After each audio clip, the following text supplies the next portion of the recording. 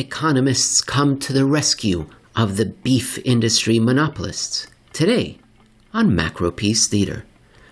I'm your narrator, Emil Kalinowski, and our tall tale comes to us from Matt Stoller over at Substack.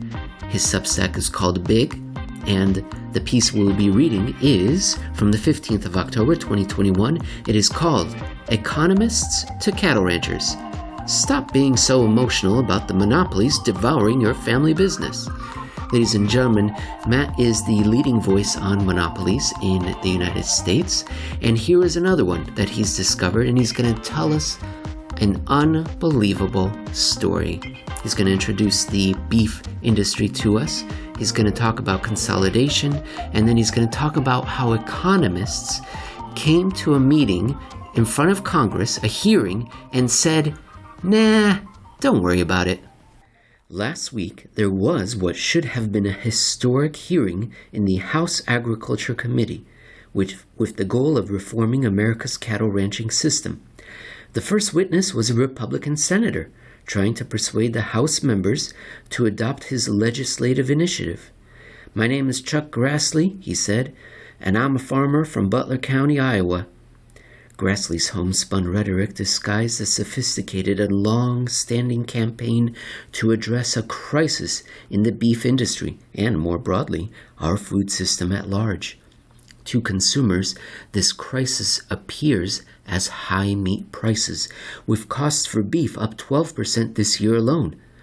"I've never seen anything like this in all my years I've been doing this," said Bob Strupenny, a butcher in San Francisco who has been working in the industry for 44 years.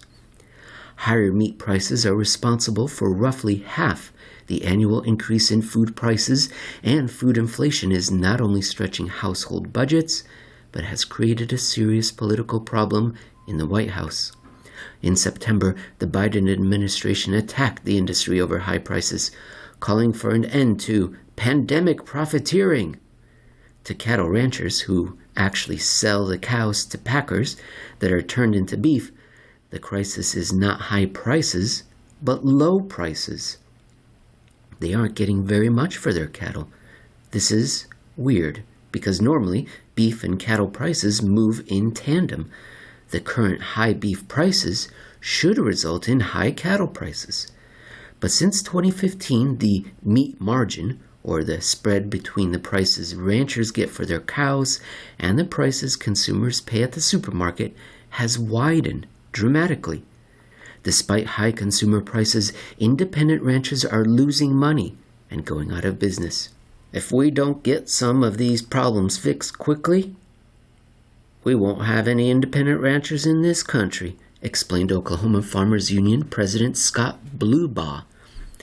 Why are there high prices to consumers and low prices to cattle ranchers? Grassley had an answer.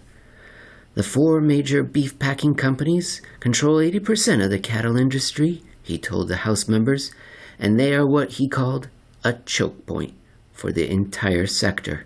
In other words, follow the money. In the beef industry, it's not Amazon, Apple, Google, and Facebook suppressing business, but the Big Four, Tyson's, JBS, Cargill, and National Beef, who control 85% of the market, and more in some regions." Grassley's choke point comment is right. For every dollar Americans spend on food, only 14.3 cents goes back to the farmer, and much of the rest of it goes to the middlemen. JBS, for instance, paid out a record $2.3 billion in dividends in 2020 and plans to increase that by 75% this year, even as cattle producers leave the industry. Here's a chart showing the meat margin.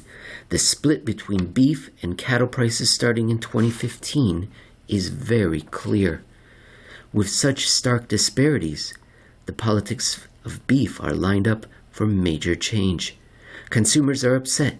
More importantly, ranchers, who are a fractious bunch, tend to have wealth and connections, and they have for the first time unified around a core agenda of making packers disclose prices paid for cattle. They have also persuaded large numbers of congressmen to act on their demands. Bitterness between ranchers and packers is so bad that JPS exited the National Cattlemen's Beef Association, a politically powerful trade association. Schisms in industries like this don't happen often, and when they do, they mean reform is on the table. Our next section, how beef markets work. Is there really an emergency in the supply chain, or is this just a fight over money between well-off ranchers and massive multinationals? The answer is that there is a serious problem that goes beyond parochial concerns. Back in May, I interviewed independent ranching advocate Bill Bullard to talk about something that hadn't happened in America since World War II, a beef shortage, along with accompanying high prices. Like a lot of shortages, it's easy to chalk this one up to COVID, but in fact, there was plenty of cattle. It just wasn't getting to the shelves. So what was happening? One hint is to look at packing plants. In the late 1970s into the early 1980s, beef packers consolidated as a result of policy. The Reagan administration facilitated a large merger wave, and the courts threw out a consent decree going back to the 1920s that blocked packers from engaging in a variety of anti-competitive practices, such as owning their own feed lots. The result was the recreation of a new oligopoly that had been taken apart in the 1920s, a set of dominant firms profiled by Upton Sinclair in his 1906 book, The Jungle. During this consolidation craze, dozens of smaller packers disappeared, either purchased or driven out of business. Entering the market as an independent packer no longer made sense because an existing packer could simply drive you out of business through things like below-cost pricing or making your products not viable by intentionally losing money to drive you out of business. Or they could sign exclusive distribution agreements with supermarkets or significant buyers, meaning you would no longer be able to have access to potential customers. In addition, packers began mass imports from Mexico starting in 2009, using a loophole to label such beef as product of USA, meaning it was harder and harder to compete. It's fairly clear there would be new packers if it weren't for anti-competitive tactics. Indeed, Walmart, which doesn't fear retaliation as it is itself a large beef retailer, looked at this situation and realized that it makes more sense to become a meat packer itself than to buy from the middlemen who inflate costs. The retail giant got into the packing business in 2020. Walmart is not good for independent ranchers, but that the chain entered packing is an illustration of how bloated the cost structure is of existing players. Along with the consolidation came plant closures. From 1977 to 2014, packers closed over 200 packing plants. Plants did get bigger and more efficient, but overall capacity declined, and the product lines became less flexible. In 1989, industry-wide slaughter capacity was 145,000 heads a day versus 128,000 heads in 2014. There hasn't really been enough meat packing capacity since 2016, though this has been overcome by running plants around the clock. Running plants continually does lower costs, but there are trade-offs. Cattle producers now have to travel further to get their cattle to the smaller number of packing plants. There's also a loss of resiliency, and in 2019, a large Tyson plant burned down in Holcomb, Kansas, causing significant problems. And when COVID created a supply and labor shock, actual beef shortages emerged because there was no slack capacity. The shortages aren't what angered the producers. Problems in the industry go back years before COVID.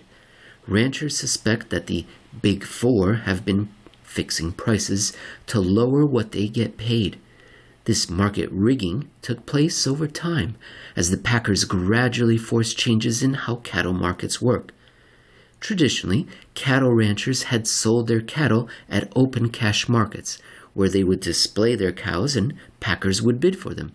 It was a rich, thick market with information about prices displayed very clearly to buyers and sellers. Such markets are hard to rig. But in the mid-2000s, packers began using what are called captive supply deals. Under a captive supply deal, a rancher signs a contract with a packer. He will no longer take his cattle to an open market, but will raise it and sell it to that buyer. Basically, ranchers get a guaranteed sale, while packers get a guaranteed source of cattle. Or that's the theory, because there's still the matter of price. To figure out what the packer should pay, these deals usually just say that the packer has to pay whatever the price is in the normal open cash market. At first, this was fine, since there was plenty of cash markets with lots of buyers and sellers. But packers began signing more and more of these side deals, sometimes with an offer you can't refuse kind of mentality. And that meant there were less and less cattle in the cash market until virtually nothing was bought or sold in the open market. The cash market, now just 20% of all sales, became what is known as thin, meaning there's a lot less bought and sold. Thin markets are a lot easier to manipulate. A buyer could just pull out of an auction. That doesn't just lower the price paid in the cash market, but also the cash price for all the captive supply contracts as well. With this kind of system, it's extremely tempting for packers to push down prices in thin markets and thus lower their costs for all their private side deals as well. And in fact, that appears to be just what the packers did. They pretty much announced it publicly.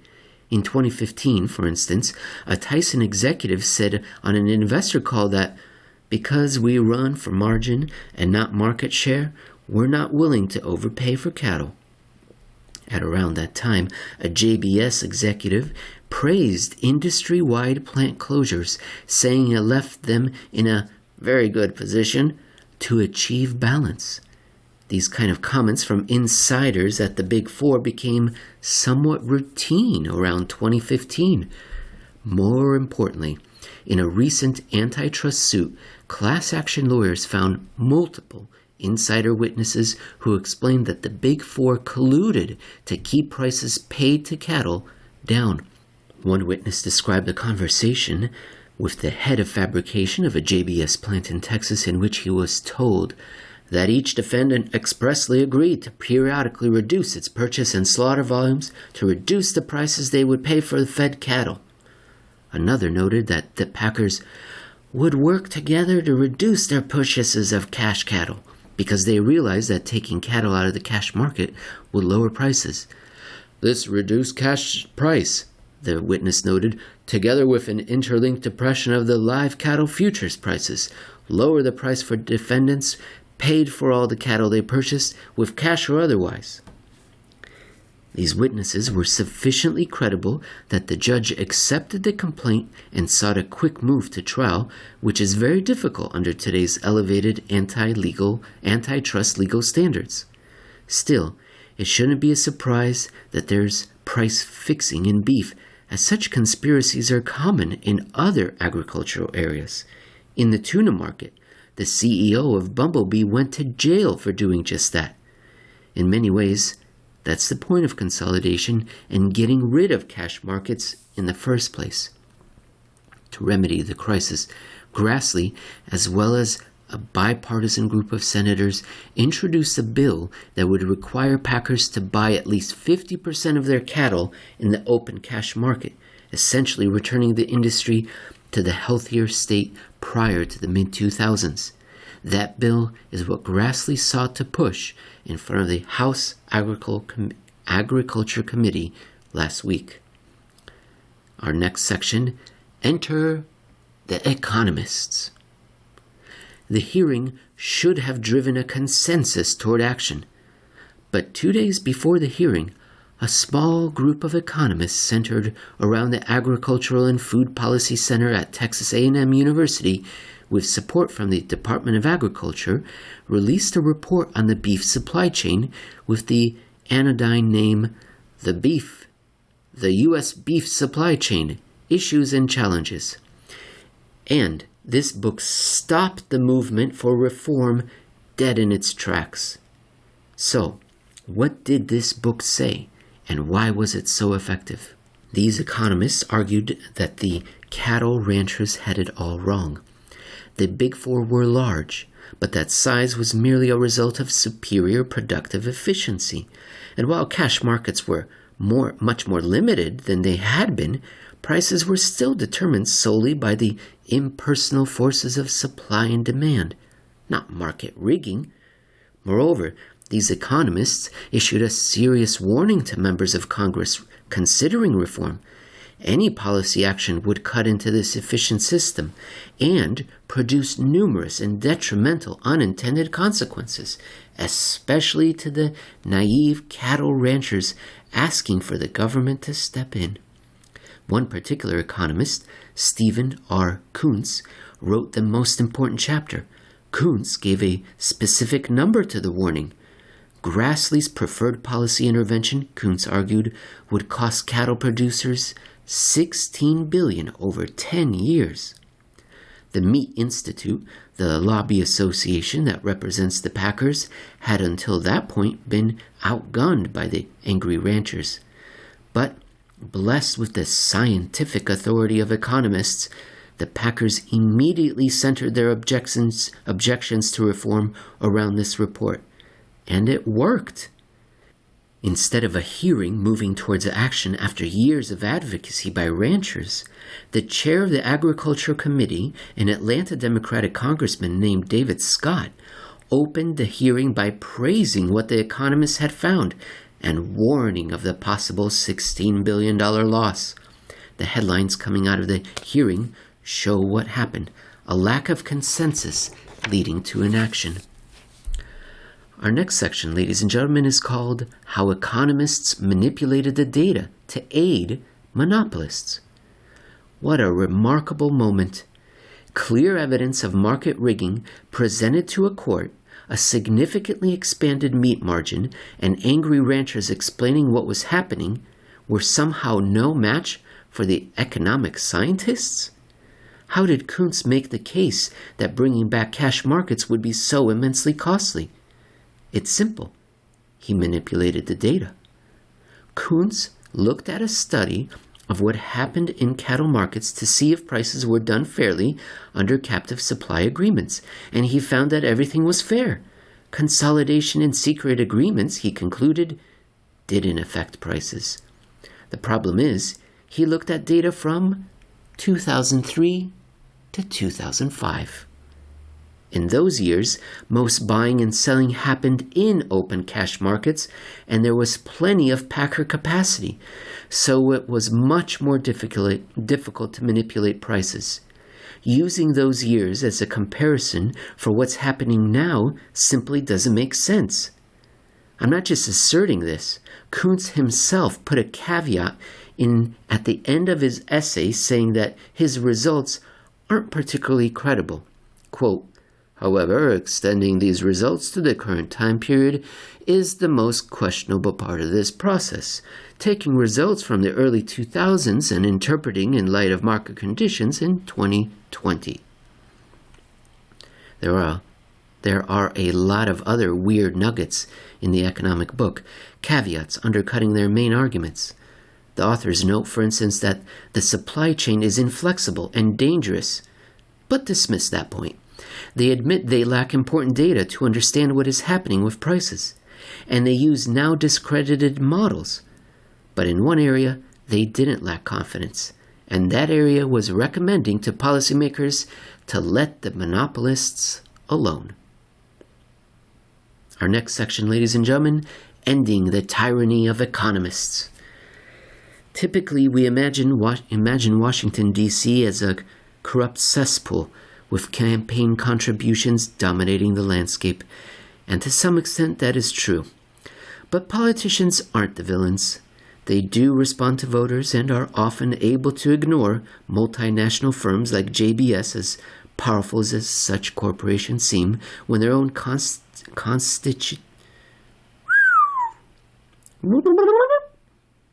But politicians aren't just villains. They do respond to voters and are often able to ignore multinational firms like JBS, as powerful as such corporations seem, when their own constituents are upset. But politicians also listen to economists because they think economists are disinterested scientists. But economists are not disinterested. They are a key ideological center of monopoly power. Economists at the Federal Trade Commission, for instance, are the main reason the FTC didn't pursue an antitrust case against Google in 2012, when it would have made a huge difference in the development of the mobile web. Economists made the absurd prediction, like assuming few people would ever use search engines on their phone. As another example, the economist Carl Shapiro, who spent years at the Antitrust Division during the Obama administration, explained that the government didn't bring any monopolization cases during his time because there weren't any monopolies in the U.S. economy. It's perhaps an overstatement, though not by much, that economists are why we have a monopoly problem.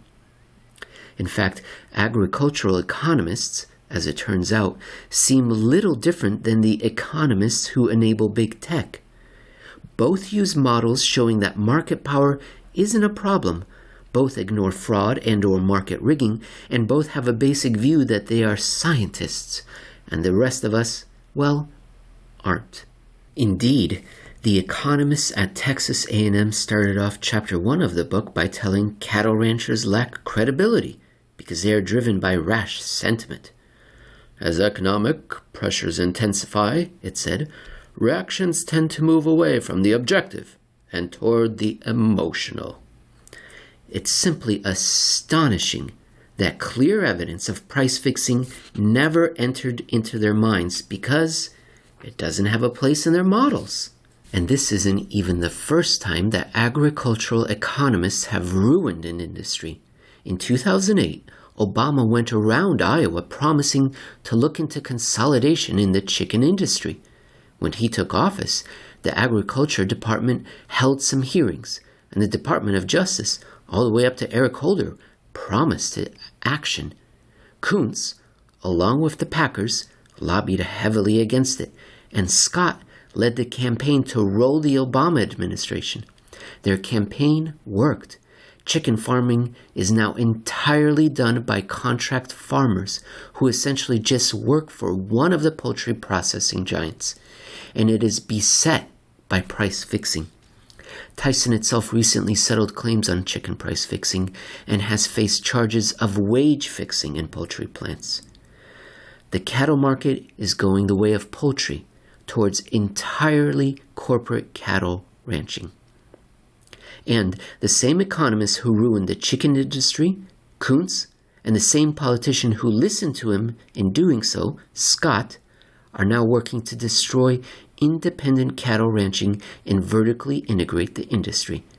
But it's not done yet, and fortunately many of Scott's colleagues did discuss the market power problem. The economists are losing influence. Our final section, ladies and gentlemen, a path forward.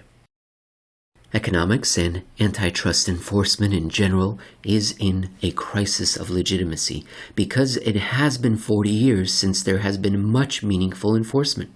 For decades, judges, enforcers, and members of Congress have deferred to economists because they think that economists are scientists who understand how to make the economy efficient. Most policymakers fear being mocked by economists as not understanding what's going on, as economists cloak their lobbying efforts in math and their sloppy thinking in boring tones. You can even see it in the way these economists frame their arguments to politicians, explaining away the anger that normal people feel about these commercial systems. It is reasonable to ask why the beef cattle industry should be plagued with so many contentious issues that have persisted for so long, wrote one economist in the opening chapter of the book on beef supply. Much of the reason is attributable to the fact that the U.S. cattle and beef industry may well be the most complex set of markets in existence. It's all just so complex, and ranchers can be so emotional. Fortunately, this dynamic is changing as a new generation emerged. Lena Khan, who now runs the Federal Trade Commission, made her scholarly name by noting that economists should not have control over antitrust law anymore.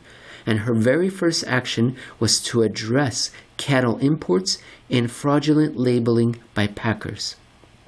Meanwhile, Jonathan Cantor, a progressive foe of big tech who was appointed to run the antitrust division, just got a nomination hearing by the Senate in which senators from both parties showered him with praise. Chuck Grassley, among other Republicans, talked about the crisis among farmers and said that he would vote for Cantor, in part because he believes that Cantor will act. The old guard of economists and policymakers in the bureaucracies are still powerful. There are still some old guard politicians who believe what they say, but increasingly their arguments, at least in some quarters, are falling on deaf ears. Thanks for reading. Send me tips on weird monopolies, stories I've missed, or comments by clicking on the title of this newsletter. And if you like this issue of Big, you can sign up here for more issues of Big, a newsletter on how to restore fair commerce, innovation, and democracy. Cheers. Matt Stoller. P.S.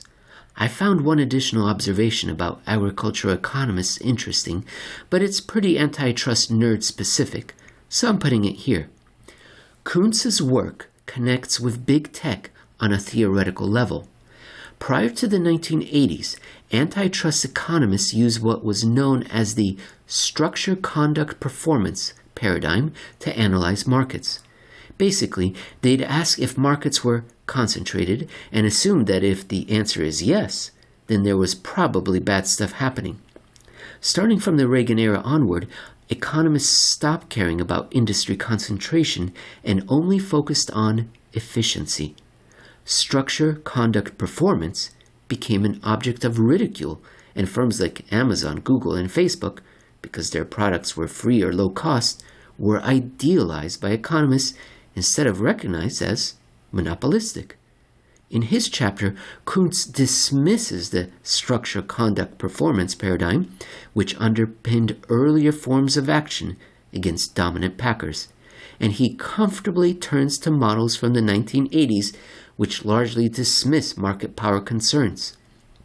It turns out the same delusion that allowed Google to become a monopolistic force also enabled the packers to recombine into what Upton Sinclair warned us about.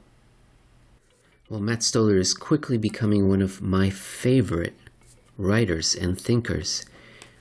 That's because you don't read what he writes about anywhere else. That's one of the commonalities with my Mount Rushmore, which has 5 people on it, by the way, of thinkers. And maybe there should be room for a 6th. Ladies and gentlemen, you can find more of Stoller's work at Substack, mattstoller.substack.com, MattStoller. You can find Matt on Twitter at Matthew Stoller. Did you know that Mr. Stoller wrote a book? Indeed, he did. It was called Goliath, the 100-Year War Between Monopoly Power and Democracy. Check it out. There are many, many, many other things on Stoller's Substack. You can't expect me to say those 2 S words in a row, please. So, Stoller's Substack is filled with I need help. I need a sherry. I haven't had my sherry yet, and it's already 1:45 p.m. Ladies and gentlemen, please don't take my stumbling in any sort of detrimental impact on Matt Stoller's work. I don't want him to be cast in a bad light because I can't say Stoller's Substack. There's great stuff on there, and the most recent reading I did was on shipping and transport, and why are we having these transport snarls? Guess why? Monopolies. Fantastic stuff, ladies and gentlemen. Please check it out. I hope you enjoyed this reading. I learned a lot again. You know what I enjoyed at the very end? the echo of what Jeff Snyder and I talk about on Eurodollar University regarding economists and how they present themselves as disinterested technocrats, as scientists. And as we've all been told, the science is settled. You're not a caveman or cavewoman, are you? Who are you to argue with a scientist? Especially a scientist who uses terms that you can't even understand. Dynamic stochastic general equilibrium, R star, what? I don't know what those words mean. And if you think that me as a politician with the cameras on is gonna say, I don't know what you just said. And then well, dear sir, it's a complicated business. Of course you didn't understand it. You're just a politician. I'm a disinterested scientist. All right, I'm exaggerating, but ladies and gentlemen, we see this on the monetary realm. And here we have Matt Stoller telling us that we see it in the monopoly analysis realm as well. The scientists tell us, and the scientists are relying on models. And as Jeff Snyder and I talk about all the time, these models, come on, all right? They're just wanting. It's an incredibly complex system. You can't model the economy to any specific detail. In broad strokes, yes. You want a model? Turn to a complex market-based system like cash-settled cattle prices or the bond market, in our case. Well, this concludes a 3-part episode on food, fertilizer prices that we started out with Alison Fedorka, then we turned to Adam Tooze, and now we end with Matt Stoller. I hope you've enjoyed these last 3 pieces on food.